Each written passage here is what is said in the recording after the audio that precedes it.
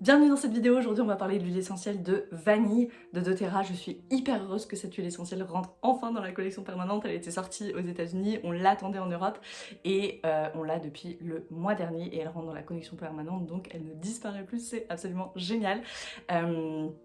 On a beaucoup parlé de la vanille à la convention doTERRA le mois dernier à laquelle j'étais à Budapest et je suis ici dans cette vidéo pour vous en parler. Qu'est-ce que vous pouvez faire avec cette huile essentielle de vanille? Qu'est-ce que ça sent? Où est-ce que c'est sourcé? Je vais tout vous dire. Donc cette vanille, elle nous vient de Madagascar. Aujourd'hui, la plupart des vanilles qu'on trouve viennent de Madagascar. La plupart des vanilles qu'on trouve ne viennent pas de Madagascar, en fait, elles viennent d'un laboratoire parce que 85% estimé, en tout cas on estime que 85% de la vanille aujourd'hui est faite en laboratoire. Donc si vous voyez voilà, des arômes de vanille, des parfums à la vanille, il y a de grandes chances pour que ça ne vienne pas de la terre ni de la gousse de vanille, mais d'un laboratoire. Ici on parle d'huile essentielle pure de vanille. Cette qualité de vanille n'existe aujourd'hui nulle part dans le monde. C'est énorme, énorme. On a 40 à 45% de vanilline, du coup, du composé principal de la vanille, dans cette huile essentielle de vanille de doTERRA, et on le sent, ça sent la vanille avec quelque chose d'un petit peu plus frais, on sent que c'est pur, je sais, c'est difficile à décrire, de cette huile essentielle de vanille. Donc, je vous ai dit, la plupart de la vanille qu'on trouve aujourd'hui, elle est sourcée à Madagascar, mais la vanille nous vient d'Amérique du Sud à la base.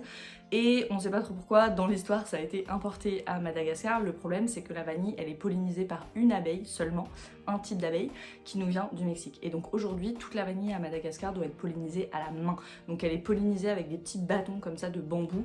Donc vous pouvez imaginer que c'est quelque chose de très délicat, de très long, ce qui en fait une huile essentielle absolument précieuse. Et surtout, il ne faut pas louper le coche, il faut polliniser très tôt le matin, sinon on n'obtient pas la gousse de vanille en fait. Et voilà, c'est perdu, on a les fleurs, on n'a pas la gousse. Or, on a besoin de la gousse.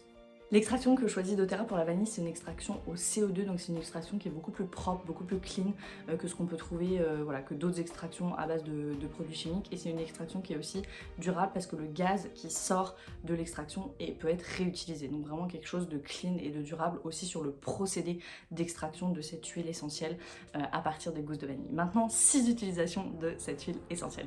Vous pouvez diffuser l'huile essentielle de vanille, je vous ai dit, on a vraiment cet arôme frais, donc ça va très bien marcher avec des agrumes par exemple pour un arôme très élevant.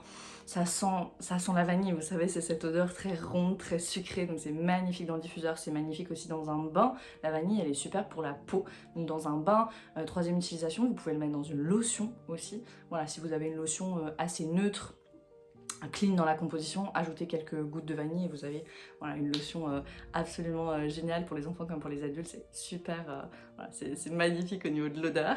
Vous pouvez aussi en faire un roll-on pour vous faire un parfum, ça va très bien marcher avec les huiles essentielles florales, je l'ai dit avec les agrumes ça marche très bien dans un roll-on aussi, donc vous faire un petit roll-on avec de l'huile de coco fractionnée et un parfum que vous pouvez appliquer derrière les oreilles, sur la nuque, là où vous mettriez un parfum d'habitude, sur les poignets.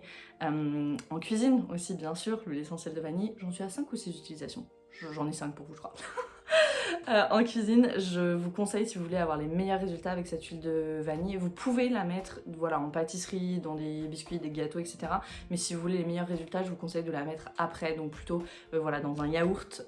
Encore une fois, si vous achetez des yaourts de vanille, c'est pas de la vraie vanille, donc dans un yaourt, dans un smoothie à la banane, c'est délicieux par exemple. Dans une boisson chaude aussi par exemple, comme un thé noir, ça ajoute vraiment un arôme hyper agréable. Donc voilà ce que vous pouvez faire avec l'huile essentielle de vanille. Si vous voulez cette huile essentielle de vanille, cliquez sur le lien sous la vidéo, je vous accompagne, je serai absolument ravie de vous accompagner dans votre utilisation des huiles essentielles. Et cette huile essentielle, on la trouve véritablement nulle part ailleurs, seulement chez doTERRA. Moi je ne conseille d'ailleurs l'utilisation interne des huiles essentielles, petit rappel, que des huiles essentielles doTERRA parce qu'on sait ce qu'il y a dedans.